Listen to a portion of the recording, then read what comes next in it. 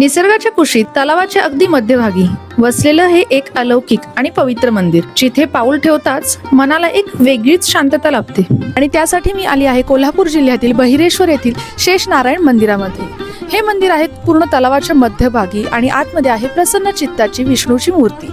तर ह्या विष्णूच्या मंदिराचा उल्लेख हा करवीर महात्म्यामध्येही आहे आणि 11व्या शतकाचा ह्याचा इतिहास आहे. मंदिराच्या पवित्र गाभाऱ्याकडे जाताना इथली सकारात्मक ऊर्जा मनाला स्पर्शून जाते. मंदिराला प्रदक्षिणा घालताना प्रत्येक कोपऱ्यात इतिहासाची आणि भक्तीची प्रचिती येते. या मंदिराच्या आवारात कोरलेली ही अप्रतिम शिल्पे म्हणजे प्राचीन कलेचा एक अद्भुत नमुनाच आहेत. पण या सगळ्यात मनाला खिळवून ठेवते ती भगवान विष्णू नारायणांची ही अत्यंत कोरीव आणि देखणी मूर्ती.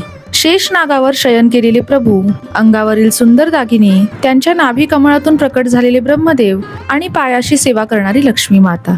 तलावात फुललेली कमळं आणि हे शांत वातावरण जणू स्वर्गाचाच भास करून देतात. एक आयुर्वेदिक डॉक्टर म्हणून मी तुम्हाला नक्की सांगेन, आजच्या धावपळीच्या आयुष्यात जर तुम्हाला स्ट्रेस फ्री व्हायचं असेल, मानसिक शांतता हवी असेल, तर अशा पवित्र आणि निसर्गरम्य स्थानांना नक्की भेट द्या. कारण मानसिक आरोग्य हेच खऱ्या आरोग्याची पहिली पायरी आहे. भगवान विष्णूंचे हे अप्रतिम रूप पाहून मन खरोखरच तृप्त होतं.